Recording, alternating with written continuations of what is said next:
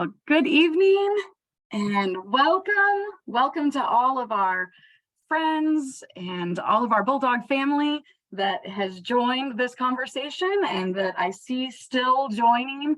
We are so glad to have you all together this evening for this all access event where we'll be sharing a virtual version of the Coming Soon tour that will be happening on campus this weekend for Homecoming 2022.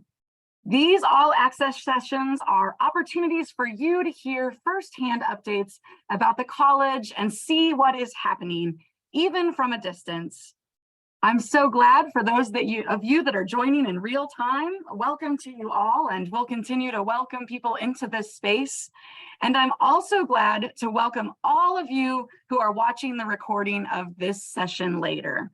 Just a note to everyone, and you should have gotten the notification from Zoom, but this session is being recorded and it will be available for later viewing. This evening, I'm joined by President Michael Schneider and many others from McPherson College leadership who will introduce themselves to you along the way. We'll all be hearing about key building and expansion projects across campus, including the Boiler House, which is a multi-purpose space, the Mercedes-Benz 300S Pebble Beach project, and some inside views of the car in the lab, the Sports Center and its expansion, and then one of the changes that will be the most visible to the entire community, the new campus commons that's currently slated to open on Kansas Avenue for fall of 2025. You'll have opportunities to ask questions about these different projects. You are welcome to ask those in the chat at any time, and you would be more than welcome to ask them through your microphone once the presentations are over and we invite questions and answers. Please feel free to have your cameras on, but make sure that your microphones stay muted unless you're asking a question. If you stay on the call until the end of the session, you'll be entered into a drawing to win a McPherson College blanket, this one, and it will be delivered or shipped to you soon after homecoming if you're the big winner. So make sure to stay on the call and hear all of the great updates. And with that, I'll invite Michael to lead us out and sharing about the exciting things happening on the MC campus. Thank you, Monica. So I will be your virtual tour guide this evening. And by the way, for those of you who are still planning to come out to campus on Saturday, it'll be a lot of fun to do this in person. Eric and Monica and Dave and others and Kendra and everybody in advancement have ordered up perfect weather, 76 degrees in McPherson, Kansas, probably no wind. It's the fall. It's going to be a perfect day. So come out. So this is kind of a sneak peek preview where you get an insider view, chance to talk to all of us who are intimately involved in these projects. You may wonder, why all these building projects? You have to remember it's been nearly 22 years since we've had a major capital project on our campus. And 22 years ago, we had about half as many students. And so these projects are meeting our growing needs, and they're all made possible because of generous donors like you and others who are supporting all the great things that are going on in campus. So we're going to start. The first stop is something I'm really excited about, and we've been planning and talking about for many years. We're excited that we've pulled together most of the funding for this project. Construction plans are nearly done. We're hoping to break ground on November the 5th and actually start construction in March to be completed in about 18 to 24 months. And so this is our campus common. So Brian Lundwer is pulling up some images here. So this really is our symbolic front door. So for those of you who are wondering, where's this going to be? This is basically on the ground and grounds around the parking lot right across from the Hoffman Student Union. So this is right adjacent to our big campus monument. This is symbolic in a lot of ways. First big building project, the largest capital project in the history of McPherson College with almost 60,000 square feet and 3 floors, but it's also a chance for us to redesign and reimagine what the campus can look like. So you can see that it's done in prairie-inspired design, lots of indoor, outdoor space, lots of glass and wood for a fantastic aesthetic. The other piece is it's built in such a way that really doesn't have a front or a back door. It's got a big atrium, and this will be the only common campus center in the United States, maybe in the world, that has classic automobiles hanging from the ceiling. So we're really excited about the aesthetic that it has. What are we going to do in there? The first full level basically triples the amount of space we have for dining needs. So it is going to serve as a cafeteria, but the architects have gotten strict instructions from us that it may serve as a cafeteria, but it needs to have lots of great space so that it's like students have the opportunity to walk into their living room and hang out and meet with other students for casual or official meetings related to anything in their academic experience. The second floor of the building is what we call our one-stop shop. What's really important to students these days, and as we grow, will continue to keep us small, is one place for campus leadership to call its home, where students can come to go to admissions. They can register for classes. They can pay the bill. They can do financial aid. One place where they can go and feel good about getting everything they need done. In addition, there's also lots of student affairs spaces for clubs and activities, casual outdoor patio areas overlooking campus and all that good stuff. And then the third floor, it's our welcome center, where we'll have space for those of you who've been on campus over the last 20 years. You know, one of the most used favorite spaces on campus is Mingenbach Theater. This basically, this nearly doubles the size of Mingenbach Theater space. And it also serves as a welcome center for admissions. We'll also have a significant meeting space for all of our boards and advisory boards and student groups and organizations. In addition, that third story is home to our Dalkey Center for Career and Experiential Learning, where we can host employers and graduate schools and service organizations to come in and meet and greet with our students. It'll also be home to our world famous student debt project. And so again, we're really excited about it. I think Brian Lundberg's got a fly through that he's going to share here before we move on to our next tour stop.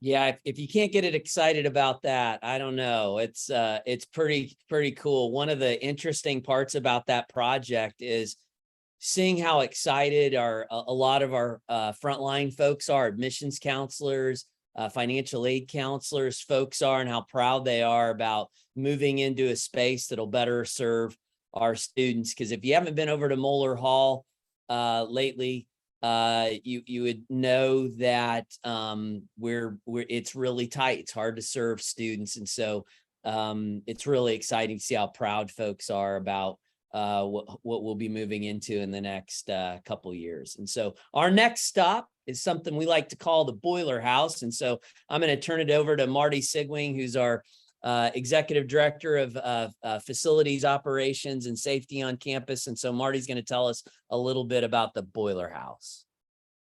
Okay, thanks, Michael. I think Brian, you have some slides to show.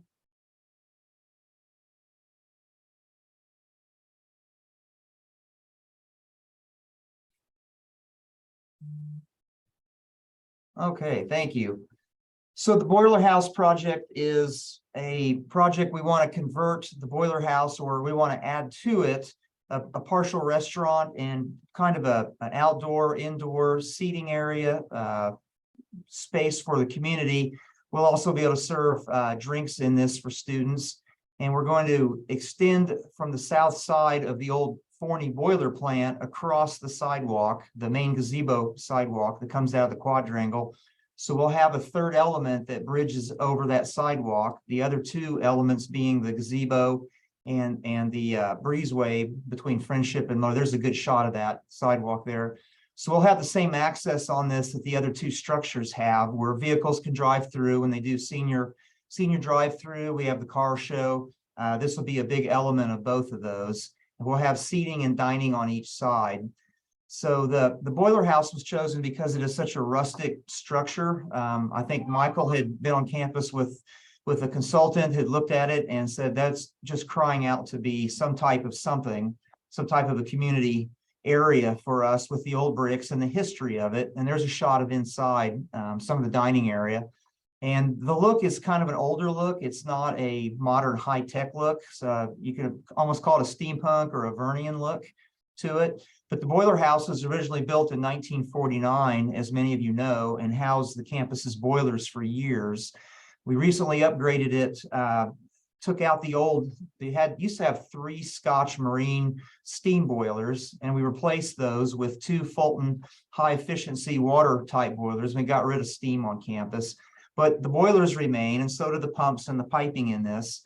And we're hoping we can put a kind of a glass wall in so you can see the operation of the pumps from the dining area inside this. And interestingly enough, when we did the energy performance contract in 2016, we took out 15 feet of original steam line from 1949 that was still in use in the boiler plant. Didn't hang on to it. It was in pretty rough shape, but the fact that steam line had lasted that long says a little bit about the craftsmanship that went into that building. And the steam lines, of course, ran through all the tunnels that crisscrossed to the various buildings. So the structure you can see here, we're going to tie in to that south side, more towards the east side, and extend it a little bit. We still need to have additional room in there for restrooms and things. We want an outdoor fire pit, lots of seating area. And then this structure will tie into the center of campus, the quadrangle area, where I know Student Life, Shanna Workentine has a lot of plans for additional student activities there. And it's going to be a wonderful nighttime structure to have here. A lot of glass in it, which we like glass on campus. It still kind of has that prairie design look to it because of the vertical elements and its simplicity. But it's nice to tie into an old building that we're not tearing down. And Forney is built structurally very, very sound. We had a structural engineer come in 2015 and look at it and said that's probably the toughest building we have on campus. It's a very, very well built building. So the space, in addition to socializing and having a campus to do thing there, it's also going to have meals that will serve, possibly 1 meal a day from the cafeteria. Something simple, just give a separate area for food service to set up in there. The building was it's approximately 3,300 square feet right now. It's not one of the larger buildings on campus, but once this addition completes it, we'll go up to probably 5,000 square feet with this structure. So really, that's about all there is on this one. We're still in the design phase. We just finished a survey of the tunnels around it to find exact location and depth of the mechanical tunnels, because there's a lot of structure that's going to go over them. But we're going to ramp up real fast on design on this and have additional renderings. And then hopefully we'll get our general contractor on board soon and get construction started on this spring, possibly, if all goes well. Thanks, Marty. We're going to move over right across the way, if you're familiar with campus, to Templeton Hall, home of our automotive restoration program. And we've got our provost, Amanda Gutierrez, and student slash 300S expert Matt Croker with us live from Templeton Hall. As most of you are aware, we've got big plans for auto restoration program, some potential expansion over there, space for a collection center. But we know you all want an update on our Pebble Beach project. And so Amanda and Matt are here tonight to do that. Amanda. Thanks, Michael. So let us get our sound off here. There we go. So we're really excited to share with you the progress. This automobile has been kind of tucked away over here at Templeton Hall. The student team has been working diligently on it for about 8 years. Yeah. And so it's been quite a labor of love. And Matt's one of the students who works on this. And so for those of you who aren't familiar, we are, our vision for the automotive restoration program is to compete to win at Pebble Beach. And Pebble Beach is one of the premier concours events in the United States. And we're competing with a car that students have restored alongside other professionals who are paid millions of dollars to do it. And we've got Matt and a group of other students led by Brian Martin who are working on that car. And so we're going to talk to Matt a little bit about it, have him show us some of the work that's been done. We're going to condense into a few minutes those multiple years of work that's happened as the timeline is ticking on us to get that done. And so, Matt, why don't you tell them a little bit about yourself, and then we'll get into the car. My name is Matt Croker. I'm a senior in the automotive restoration program.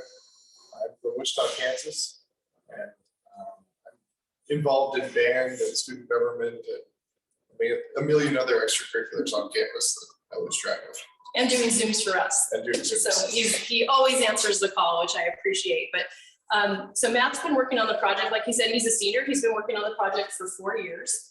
And one of the things that you talk about is when you started as a freshman, you were doing things on this car that you hadn't even done in class yet. So talk about a little bit about the value of working on this project. This project has offered experiential learning opportunities in a lot more in-depth aspects than we might see in the classroom, and definitely more specialized strengths that you're inside of the industry. But the opportunities that this project has afforded me are not only within the classroom and the learning aspect, but within the industry and future employment opportunities.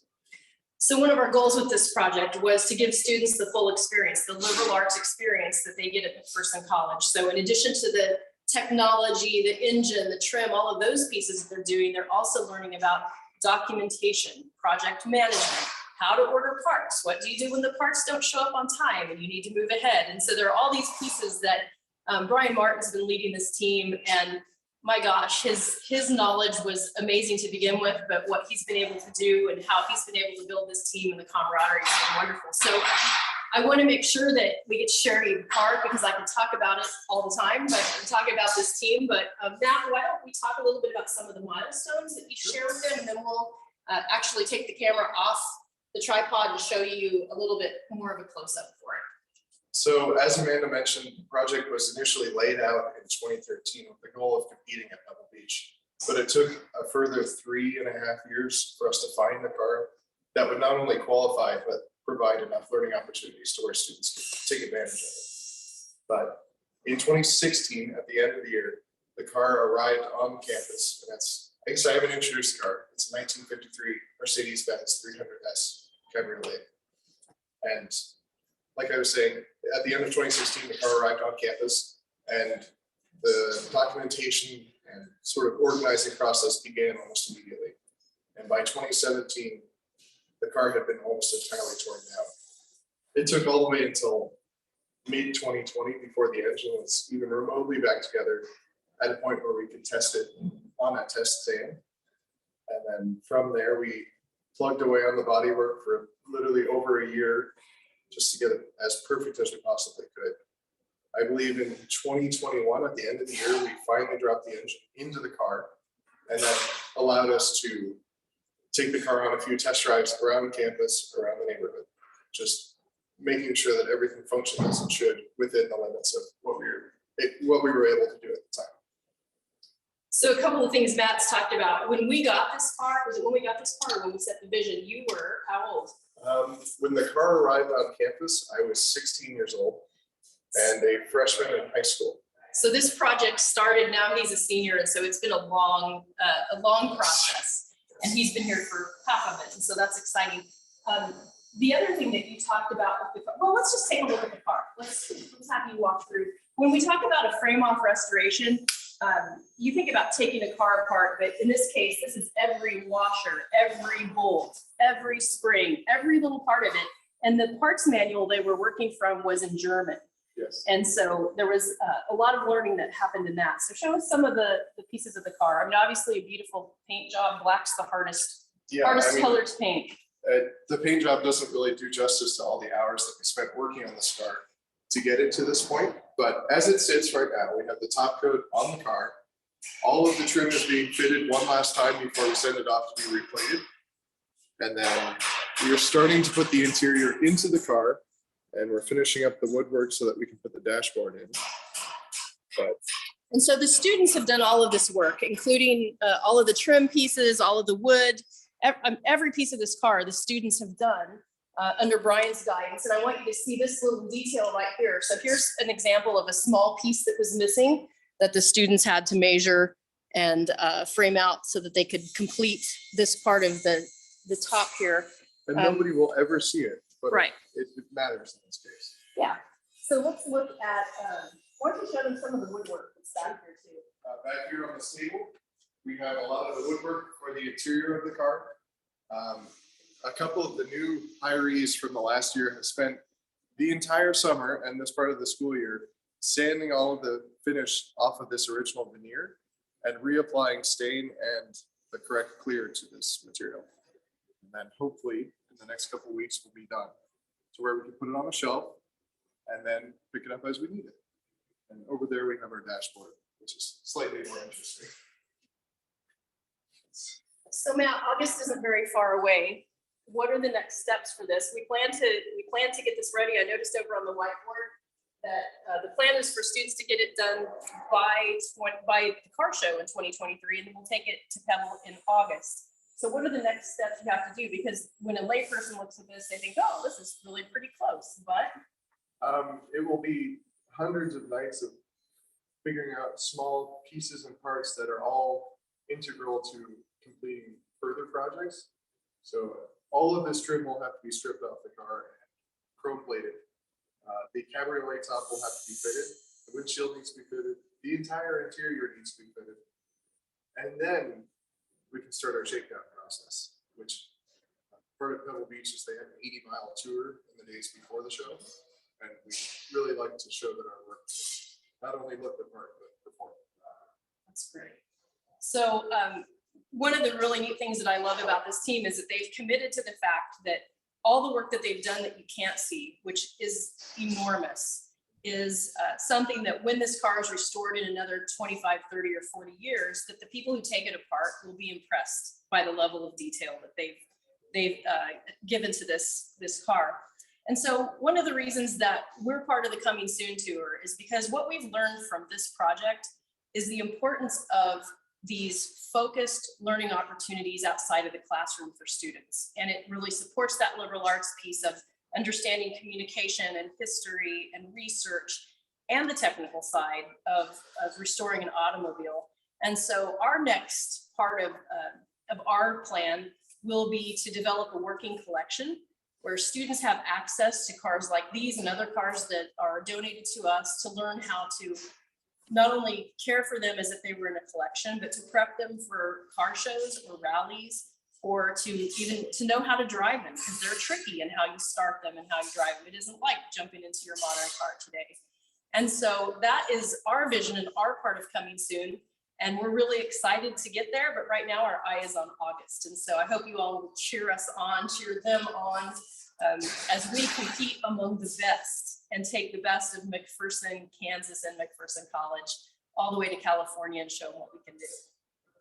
Thanks, Amanda and Matt. I will tell you, as somebody who's traveled with our students for 20 years around the country to car shows, nothing makes me more proud of McPherson College than standing there, seeing our students engaging and interacting out in the industry. I remember many, many years ago when we went to our first Pebble Beach, which is the Super Bowl of car shows. It is the center of everything in the restoration industry.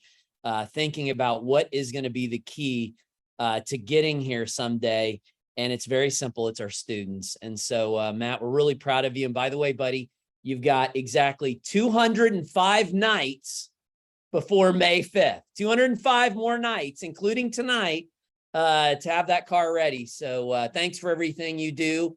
Matt, thank you, Amanda. We are going to jump to our last stop, which is the Sports Center, which is going to have a new name soon. We got a significant gift from Craig and Karen Holman. Craig is a 1970s graduate tennis standout. He's been helping us out on the tennis team for many, many years. He's been on our board. Fantastic alumni. Nobody loves Bulldog Athletics more than Craig Holman. We were so excited to receive their 7-figure commitment. It will soon become the Holman Center for sports, athletics, field house, something. We're still trying to figure that out. We're just really proud it has the Holman name on it. And so given the fact that that sports center is one of the busiest buildings, we're not actually going to go in there live. We've got a pre-recorded video from Chandler Short, our director of athletics, who will be sharing a little bit on video, and then she'll come on live and share just a little bit more. So. Okay, here we are in the newly renovated Sports Center lobby. This facility was built in 1982 and expanded north again in 2002. And so this facility will now be about 50,000 square feet with the new expansion that we're completing this year. As you can see, we're in the lobby. This was a part of our reuse of space this summer. So new flooring, new paint, new graphics and designs. And so this was a part of the things we completed before students got back on campus in August. And so then let me talk a little bit about some of our projects for the expansion. Okay, so what's all going in the north expansion? So we are completely outfitting with new weight equipment, our current existing weight room, and adding a new weight room that is twice the size of that. And so here's a couple of those renderings we went with Dynamic Fitness, who is going to be outfitting with all new weight equipment. We're gonna have about 14 feet of turf inside the new athletic training room with garage doors so that we can do indoor-outdoor training in the fall season. The new athletic training room will include 9 treatment tables, 5 taping tables, and 4 Whirlpool tubs for student athletes to use. As you know, student athletes spend a ton of time in here, so this is much needed. We will also have an exam room for our team doctor to come in once a week and treat our student athletes, and also offices for our athletic trainers.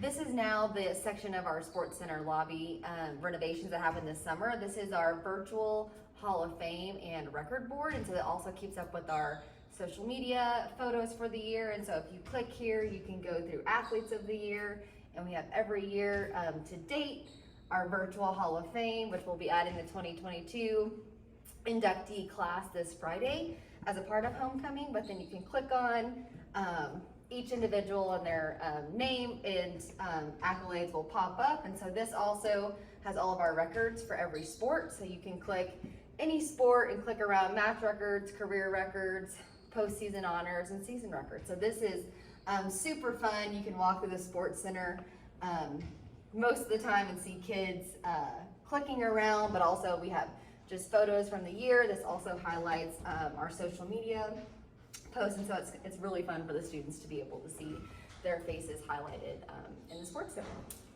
As another part of the reuse of space this summer, the Sports Center gym floors were all sanded down and newly designed, as you can see here. We've also added new banners for KCAC championships and NAI tournament appearances. Hi everybody, we are now entering the volleyball locker room and lounge space that was constructed this summer. Again, this was a part of our reuse of space that we completed this summer before students arrived. We could not have completed this project without Eric Brovenchenko and his family. In here, we'll go through the lounge. Student athletes have full access to this area in between classes. There's a code, so they come in, hang out, study, take naps, and this transitions us into the locker room. These are all 30 custom-built lockers. This was all constructed this summer, and so we got to reveal this to the student athletes during fall camp week. So this was a huge renovation that they are super proud of and gives them a space to call their own. Again, we've got custom made furniture in here as well, but this is one of our best looking locker rooms in volleyball. Has continued to compete at the top of the conference, and so we were really excited to release this to them this fall.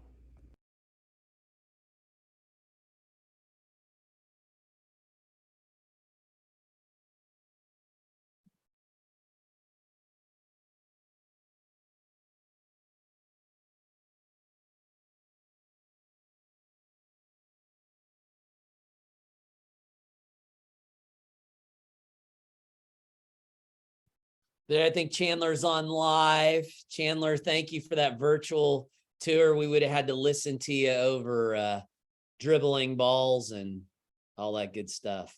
So thank you. Yeah, no, we've got basketball practice going on now, but as you can see, there's a lot of things happening in the sports center, a lot of good changes. And I think our coaches and student athletes are all really proud. And I think one of the best days in my career was when we announced on April 24th of last year, the first ever 7-figure gift to McPherson College Athletics from Craig Holman and his family. And that really sent the signal to our student athletes and our coaches that we're committed to making sure that we're successful on the athletic field, in the classroom, and that we're making sure that there's not any facility hurdles in front of our student athletes. And what this means is we can have multiple teams practicing at the same time. And there's not student athletes practicing late in the evenings or early in the mornings. And I think the most exciting thing is for our larger programs, baseball, football, that they can all work out together. They don't have to go in 3 different groups. And so this expansion and the gift from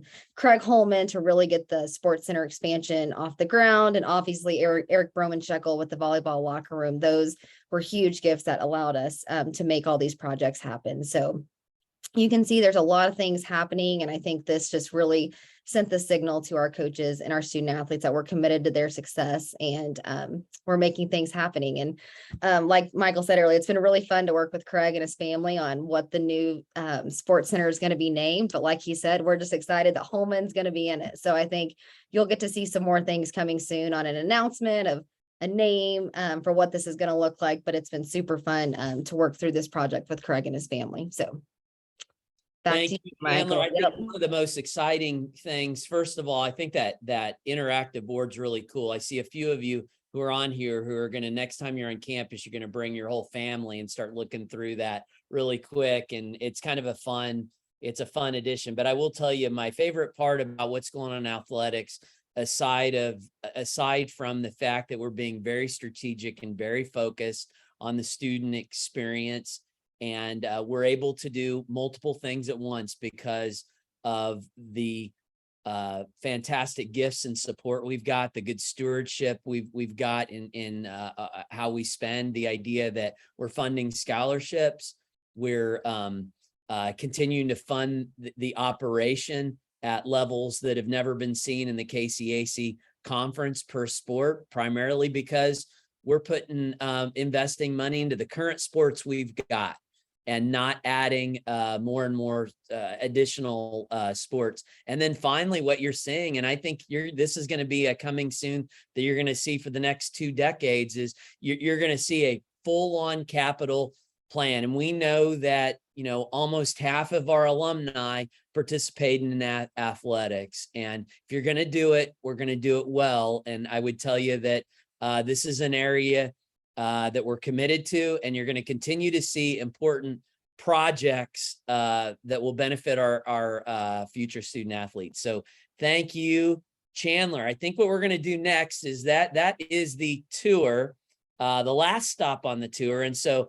I am happy to open it up for questions. We'll do some Q&A. Monica has some event highlights and an announcement, and then I'll have a few closing comments. So what questions can we answer? You can put them in the chat, or you can just come on out and speak your mind.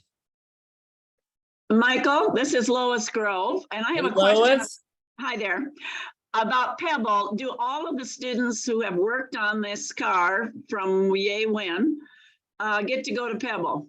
So they'll all be invited. Obviously, you're talking about a few hundred students. And so it's unlikely, even if we wanted them all there, that they'd all be able to go. But we're going to make several opportunities while we're out there to have a special event for students who are able to go out. Certainly, there'll be some current students and some recent students. We also have a group of students who, kind of in the 1,000-hour club, who've got lots and lots of hours into this, that'll likely come along. But given the fact that we've had so many students hands on this, minds working on it, that won't be possible. But there will be lots, I guarantee you, there will be lots of students out there with us. So Good.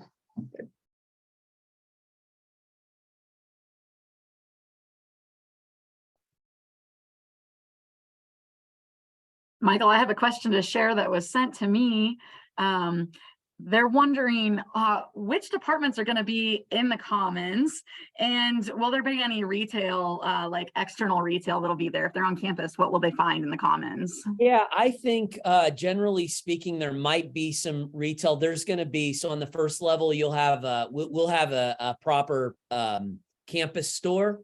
So place for packages, mailroom, but also more of the Barnes and Noble look, really simple, where our top stuff or stuff's out front, and then there'll also be a vibrant online store. But so there'll be that. There might be some other things we do in there retail wise. So there could be some potential from expansion there.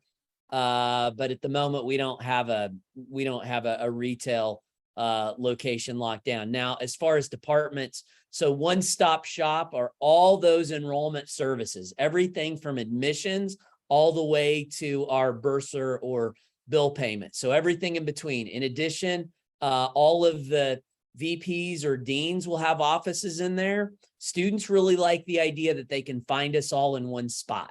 And so all of those forward-facing student things, including the student affairs functions, will be in that building, primarily on that second floor. That's not how we had that design. And as we started looking at other facilities, as we started talking to students, the whole idea of a one-stop shop is really important for students, so they're not shuttled across campus. There are no barriers to getting anything done. The other thing I would argue on that is having our teams and folks in one area where they can work together to serve students, like the business office working with financial aid, working with admissions, working with the registrar, makes an awful lot of sense. And it's one of those things that even though we've grown, is still really special about McPherson College. There was an added question from a different viewer. Since you're sharing that with these departments moving into the Commons, do you have a plan yet for what will happen to the other buildings where space is opening up? It's a great question. And so we'll have several thousand square feet of space to reuse. And given the fact we've got growth, and it's hard when you're on a liberal arts campus and you're all sharing space. You got some departments who are booming and other departments who are fairly stable. So for instance, our health sciences and our natural sciences they're kind of bursting at the seams. So one opportunity will be for us to reuse Moeller Hall for our social sciences business. And then Melhorn Hall could effectively be 100% natural sciences and health sciences. So, excuse me, primarily the space, most of the reuse of space will be used for academic purposes. We're also thinking that Hoffman would, there'd be some good potential to use Hoffman for a wellness center for students, but it would also have some good event space, classroom space. There will be lots of space in the library that we'll be able to reuse for potentially for maybe some advising, some academic services, stuff like that. So.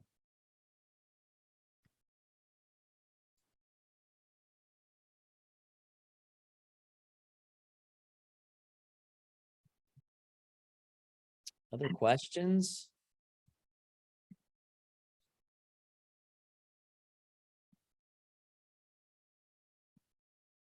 This one I'm curious about. Will the public be able to use the boiler house? Is that going to be open, or is it just a student space? I'll answer that question two ways. One, the whole concept of East McPherson, nothing against local, we need to build something for our students on our campus. So first priority is this is a student and campus venue. Again, I'm not suggesting that we couldn't open the thing up for limited hours out in the local community, or when the thing's open that we wouldn't let people in. But first priority here is for our students, and then we'll think about how it works from there. So there will probably be a lot of private events that we host in there. We want to make sure, given the fact that we are literally out of space in our current dining hall.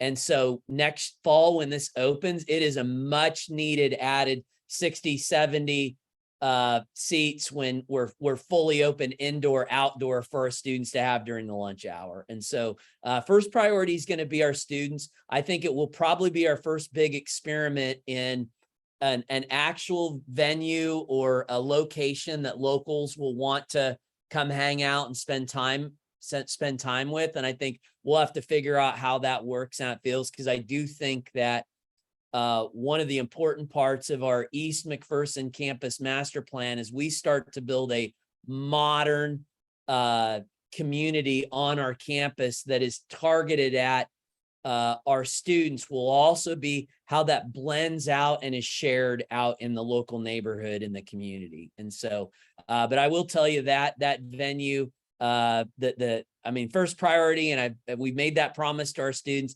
Students are the first priority. They get first priority. So. I appreciate that, students being first priority. I still remember getting kicked out of the cafeteria and having to eat outside on paper plates with plastic silverware when they had banquets in the cafeteria. Yeah, Vicki, we there's one time during the year, and it's early in the year, and most of our students aren't back, where we ask our student athletes to eat somewhere on campus. Has been a big priority.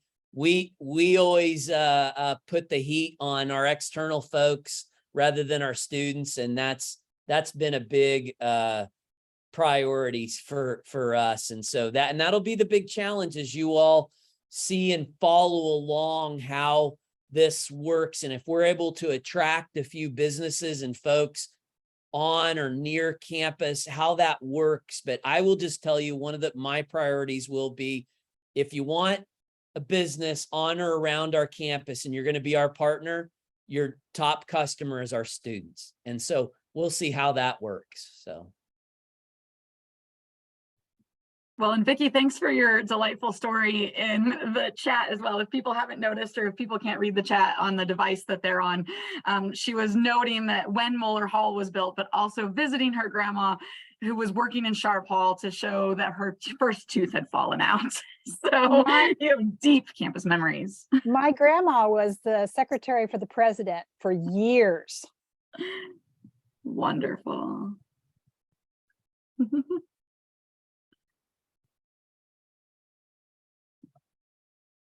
Other questions?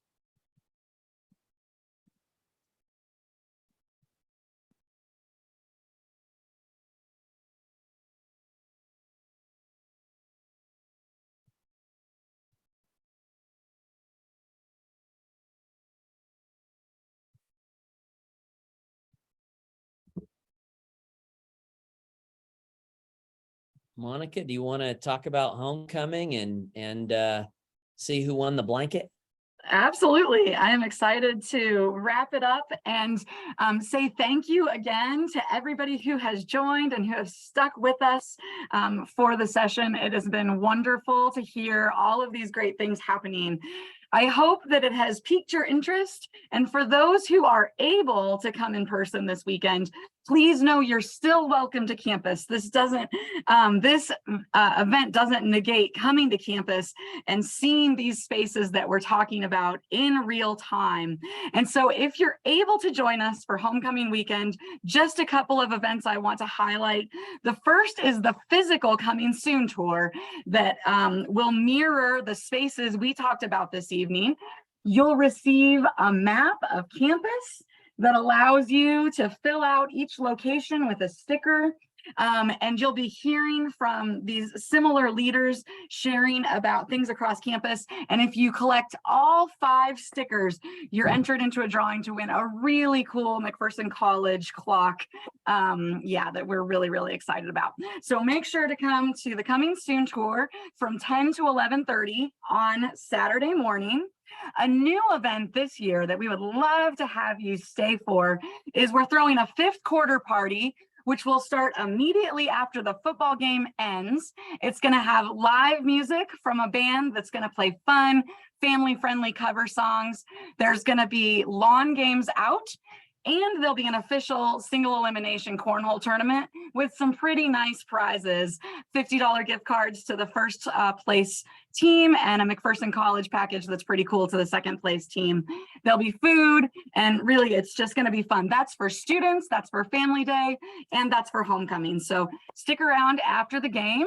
And speaking of football, we'll also have several food trucks at our tailgate event beginning at 11 a.m. for the 1 p.m. football game.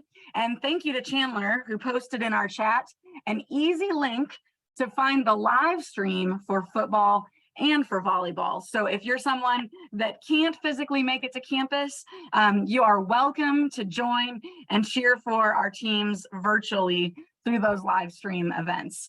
So we would love to see you in any way that you are able to join us this weekend for homecoming 2022.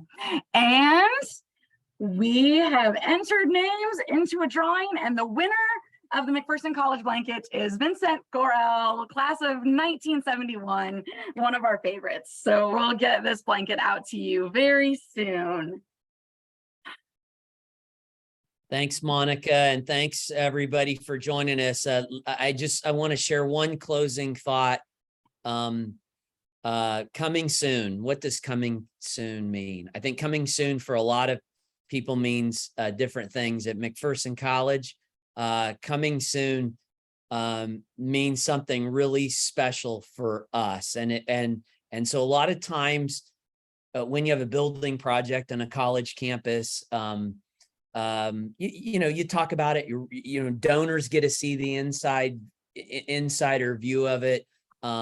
Folks are proud about it when it's done. We want to bring you along on this adventure that we have to build this campus over the next several years. And so this is the first of many that you're going to see. We're hoping that your prospective students, your kids, your grandkids will start to see this throughout the years, because this is just a few of the projects we've got planned as a part of a master campus plan that really imagines what a small college campus in the middle of Kansas can look like, a real destination learning community. And so we're so excited to bring you along on that tour with us. So stay tuned. There will be more coming soon. I will just tell you, lots of us are really excited about this. And I just tell you, I promise you, there has never been a better day to be a Bulldog. So thank you all. If you're coming back next weekend, travel safe. Enjoy the fall season. Thanks for everything you do for McPherson College. Take care, everybody.